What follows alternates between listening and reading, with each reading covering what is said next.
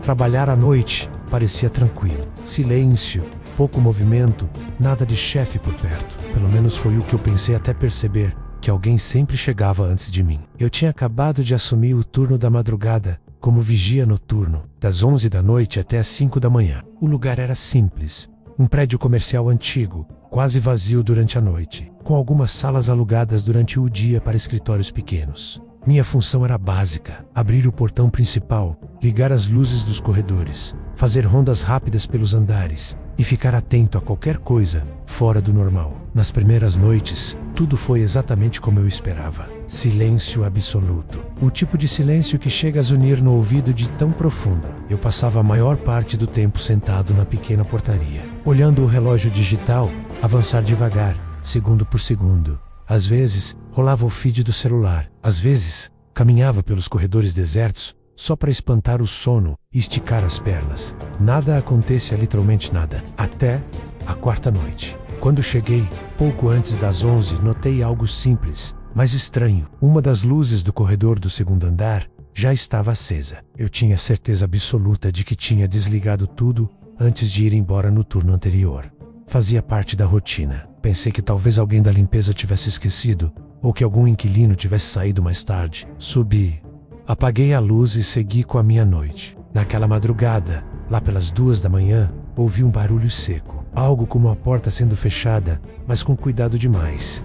Sabe, aquele som abafado de quem não quer ser notado. Levantei na hora. O som tinha vindo do andar de cima. Subi as escadas devagar, tentando não fazer barulho. Cada passo que eu dava no piso frio ecoava mais do que deveria naquele silêncio todo. O corredor estava completamente vazio. Todas as portas das salas estavam fechadas. Fui checar uma por uma, todas trancadas. Voltei para a portaria, tentando não pensar muito nisso. Na noite seguinte, aconteceu de novo. Cheguei para o turno e outra luz estava acesa. Dessa vez, era a lâmpada do fundo do corredor principal, no térreo. Apaguei, anotei mentalmente, começando a sentir um leve incômodo. Comecei a prestar mais atenção em tudo. Durante a ronda daquela noite, percebi algo que me deu um frio estranho na barriga. Uma das portas do segundo andar, a sala 204, estava destrancada. Não estava escancarada, só destrancada. Girei a maçaneta e ela abriu.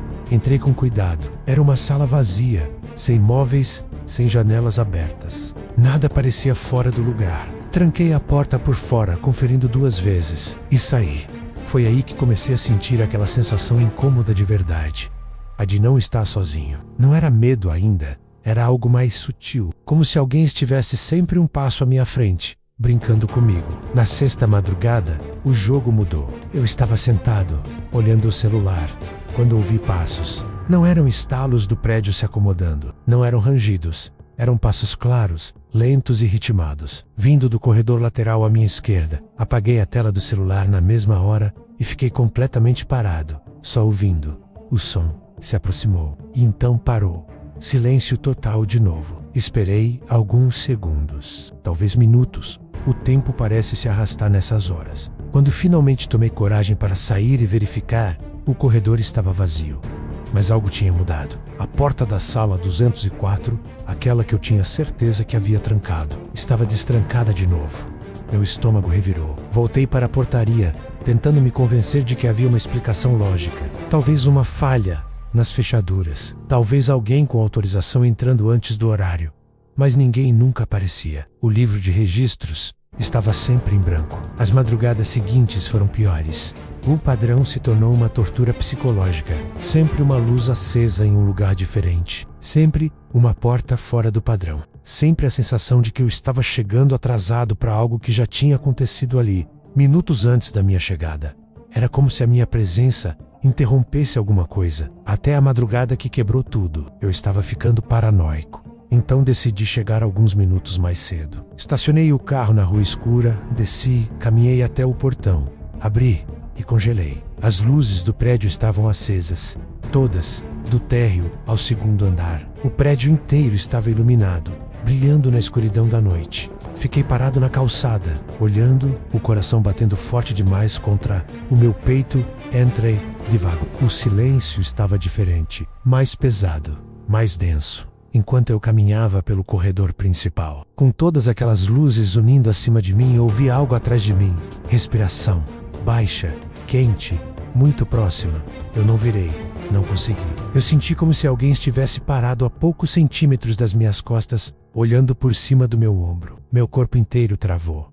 Então, ouvi um sussurro, tão perto que parecia estar dentro da minha cabeça. Eu não entendi as palavras, mas reconheci o tom. Não era uma ameaça, era familiaridade, como se aquela presença já estivesse ali há muito, muito tempo. Dei um passo à frente, outro, a respiração cessou.